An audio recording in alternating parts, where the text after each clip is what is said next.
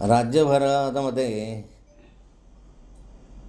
मोठ्या प्रमाणावर उष्णतामानामध्ये वाढ झालेली आहे आणि संपूर्ण राज्यच अगदी सिंधुदुर्गसारखा तालुका त्यापासून जसे थंड हवेचे ठिकाणं म्हणतात महाबळेश्वर वगैरे सारखे यांच्यामध्येही आता उष्णतामान वाढतं आहे आणि हा उष्णतामानाचा चटका हा सर्वसाधारण नागरिकांना बसतो आहे, जनावरांना बसतो आहे, सर्वत्र पिण्याच्या पाण्याची टंचाई जाणवते आहे.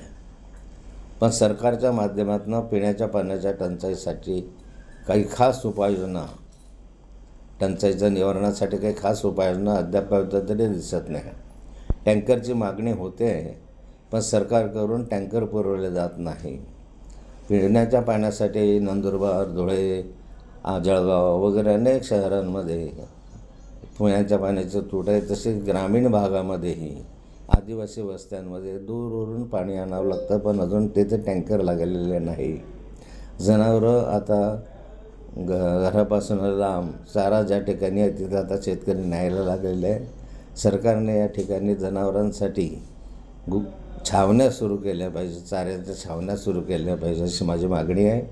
अजूनपर्यंत महाराष्ट्रामध्ये गुरांच्या चाऱ्यासाठी छावण्या सुरू झालेल्या नाही आणि ह्या सर्वदूर सुरू करण्याची आवश्यकता आहे. नाहीतर महाराष्ट्रातील शेतकरी आहे महाराष्ट्र सोडून बाहेर जाण्याच्या तयारीमध्ये आहे आणि यामुळे आज अशी स्थिती निर्माण झालेली आहे की सर्वसाधारणपणे शेतकरीच नाही तर सर्वसाधारण नागरिक हवालदिल झालेला आहे. त्यामध्ये विजेची टंचाई मोठ्या प्रमाणावर भासते आहे. विजेच्या जाण्या-येण्याचं प्रमाण मोठ्या प्रमाणावर जाणवत आहे. वीज 8-8, 10-10 दिवस ग्रामीण भागातील शहरामध्ये मिळत नाही अशी स्थिती आहे. शेतीतली वीज जी आहे ती वीज सातत्यानं खंडित होते आणि त्यामुळे उन्हामध्ये शेतकऱ्यांच्या पिकाला फार मोठ्या प्रमाणावर चटका बसून राहिलेला आहे आणि अशामुळे आज शेतकरीसुद्धा हैराण झालेला आहे. आणि अशा मोठ्या तापमानामुळे आज जळगावचं तापमान हे 46च्या आसपास आहे. कदाचित ते उद्या 47-47च्या वर जाईल असं सांगण्यात येत आहे. महाराष्ट्रामध्ये अनेक शहरांमध्ये 45-46च्या वर तापमान आहे आणि अतितापमान, अतिउष्णतामानामुळे या ठिकाणी मोठ्या प्रमाणावर माणसं दगावत आहेत, जनावरं दगावत आहेत. जनावरांना वेगवेगळे रोग होत आहे आणि या रोगांमुळेही जनावरं आज पाणी पिण्याला त्यांना नाही त्यामुळे मरायला लागलेले आहे.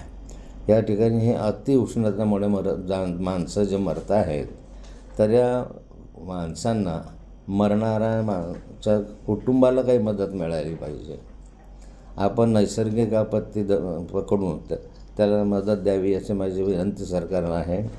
आपण या ठिकाणी पावसामुळे नैसर्गिक आपत्तीत वाहून गेलं त्यांना मदत देतो, वीज पडली तर त्याला मदत देतो. अशा अनेक ठिकाणी त्या ठिकाणी वीज वेगवेगळे याची मदत आपण करत असतो आणि या ठिकाणी मी 21/4/2026 पासून सरकारकडे सातत्यानं पाठपुरावा करतो आहे पण सरकारला या बाबीची नोंद नाही किंवा दखल अजूनपर्यंत घेतलेली नाही. त्यामुळे सर्वसाधारण अतिउष्णतामानाचा फटका बसलेल्या नागरिकांच्या कुटुंबांना किमान 10 लाख रुपयाची मदत सरकारच्या माध्यमातून द्यावी अशी माझी विनंती आहे आणि या उष्णतामानाची नोंद सरकारने घ्यावी. सरकारचे सारे अधिकारी, सरकारचे सारे मंत्री एअर कंडिशनमध्ये फिरतात.